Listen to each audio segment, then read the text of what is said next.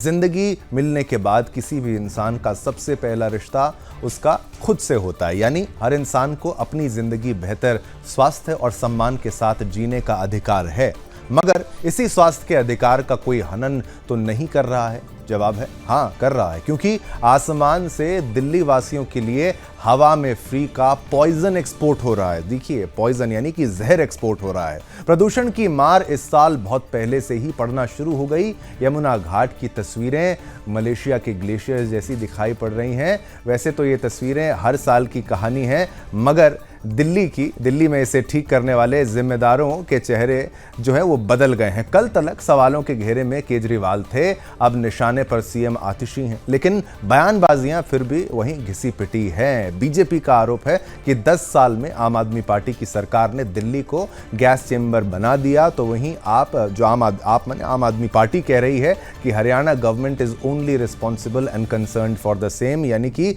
हरियाणा जो सरकार है वो ही इसके लिए कंसर्न्ड है और यही इसके लिए जिम्मेदार है। वैसे लंबे चौड़े अंग्रेजी के स्टेटमेंट के पीछे अपनी सरकार की कारस्तानियों को छुपाना भी तो है आम आदमी पार्टी को। अब ऐसे में प्रदूषण की मार और दिल्ली वालों के लिए हाहाकार के बीच जान लेते हैं आज आपके इलाके का AQI मीटर क्या कहता है। चलिए ग्राफिक्स के माध्यम से आपको यह भी समझाने का प्रयास करेंगे। आपकी टेलीविजन स्क्रीन पर ये देखिए, आनंद विहार 675, जहांगीरपुरी 365, रोहिणी 374, अशोक विहार 343 और साथ ही साथ बवाना में 348 और द्वारका में 325 है और नोएडा में 260 है। एयर क्वालिटी इंडेक्स आप देख रहे हैं, वो छोटा सा जो मीटर आप देख रहे हैं ऊपर, जो एयर क्वालिटी इंडेक्स AQI जिसको कहा जाता है, वो सारा लाल के निशान पे सब कुछ जा रहा है। 0 से लेकर आप उसमें जो आंकड़ा देख पा रहे हैं उसमें आप देखिए सारे क्षेत्र, आनंद विहार तो बेहद गंभीर स्थिति में है और इतनी ज्यादा खराब यहां पर हवा हो चुकी है। तो देखिए,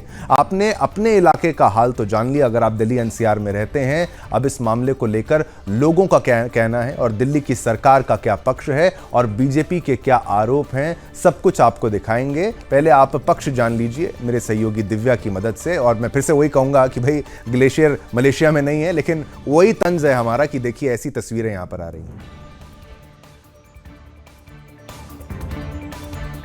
और अब हम आपको पक्ष की बात करते हुए दिखाएंगे, लेकिन उससे पहले एक बड़ी खबर आपको बता दें, बड़ी जानकारी हम आपको दे दें कि दिल्ली में प्रदूषण से बिगड़े हालात। जी हां, ये बड़ी और अहम जानकारी आपकी टीवी स्क्रीन पर, जहां पर दिल्ली में प्रदूषण से बिगड़े हालात। बढ़ते प्रदूषण के बीच ग्रैब की स्टेज 2 लागू कर दी गई है। दिल्ली के कई इलाकों में AQI 300 के पार पहुंच चुकी है। दिल्ली NCR में डीजल जनरेटर पर रोक लगा दी गई है। तो बढ़ते प्रदूषण और बिगड़ते हालातों के बीच आखिरकार दिल्ली सरकार की नींद खुल गई है और सरकार की तरफ से ग्रैब की जो स्टेज 2 है वो लागू कर दी गई है।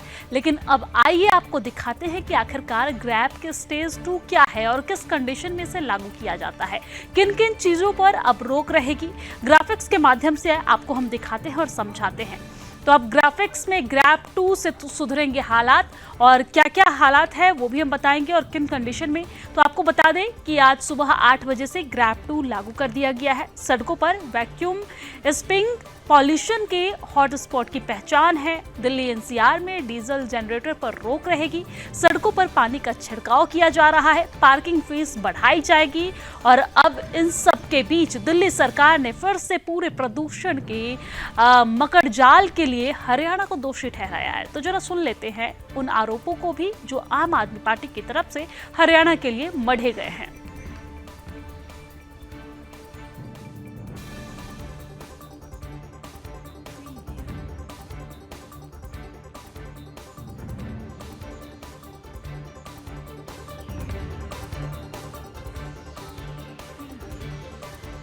अब ग्रैब 2 से हालात जो हैं वो सुधरेंगे, ये सबसे बड़ा सवाल है। लेकिन उससे पहले देखिए कि ग्रैब 2 कब लागू होता है।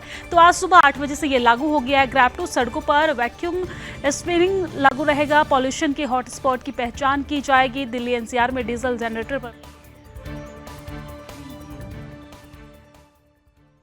देखिए, CAQM ने ग्रैब के 4 चरण बनाए हैं, जिसमें 200 से 300 के बीच में जब AQI होता है तो ग्रैब 1 लागू होता है। 300 से ऊपर जब AQI बढ़ता है तो ग्रैब 2 के नियम लागू होते हैं।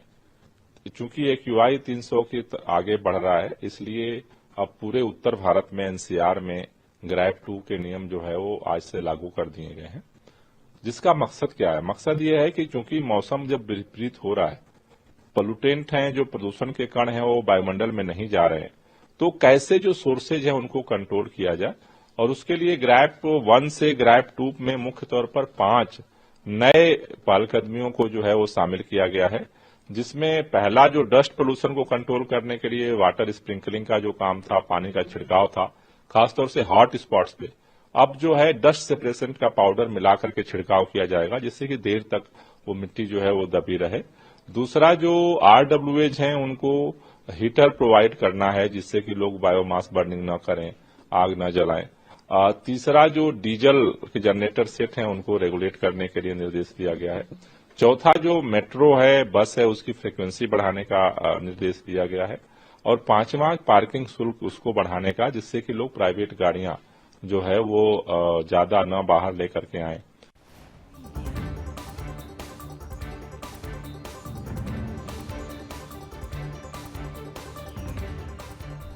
चलिए, अब जहां तक इस खबर के विपक्ष की बात हो रही है तो सवाल दिल्ली सरकार से पूछे जाएंगे कि भाई बीजेपी कांग्रेस ने जो किया सो किया, आप पिछले 10 साल का रिपोर्ट कार्ड क्यों नहीं पेश करते हैं? केजरीवाल जब तक सीएम थे दावा करते रहे कि अगला दिल्ली का विधानसभा चुनाव पॉल्यूशन लेस होगा।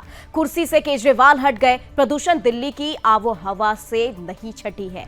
धुंध के बादलों ने दिल्ली को चारों तरफ से घेर लिया है। इसलिए आम आदमी पार्टी अब न सिर्फ बीजेपी बल्कि लोकसभा चुनाव में भी उसकी सहयोगी रही कांग्रेस के लिए भी निशाने पर आ गई है। हम आपको सुनवाएंगे कि दोनों ही दलों की तरफ से आप पर क्या आरोप गढ़े गए हैं, लेकिन इन सब के पहले आपको दिल्ली वासियों को पॉल्यूशन की मार जितनी झेला रही है उनकी तकलीफ क्या है ये भी आपको सुनाते हैं।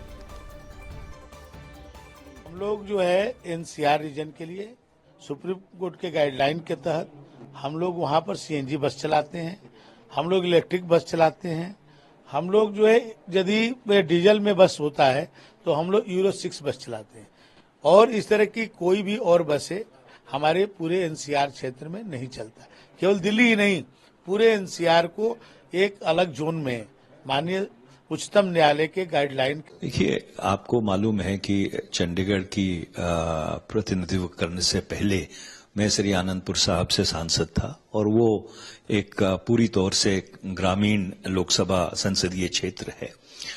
और ज्यादातर जो किसान हैं पंजाब और हरियाणा में वो छोटे किसान हैं।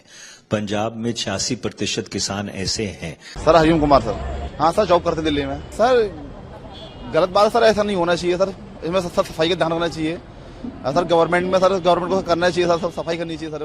और सर पॉल्यूशन पे ध्यान देना चाहिए गवर्नमेंट को। सर हानिकारक है सर, ऐसे सर बहुत सारी दिक्कत होती है। सर दिक्कत क्या है सर, सांस में दिक्कत होती है, लेने में सर, निकलने में दिक्कत होती है। शमशेर यादव, हम प्रयागराज इलाहाबाद से आ रहे हैं। यहाँ बहुत डस्ट उड़ रहा है, बहुत प्रदूषण है। इसके लिए मेरा दरख्वास्त है कि इसको देखे जो यहाँ की सरकार है।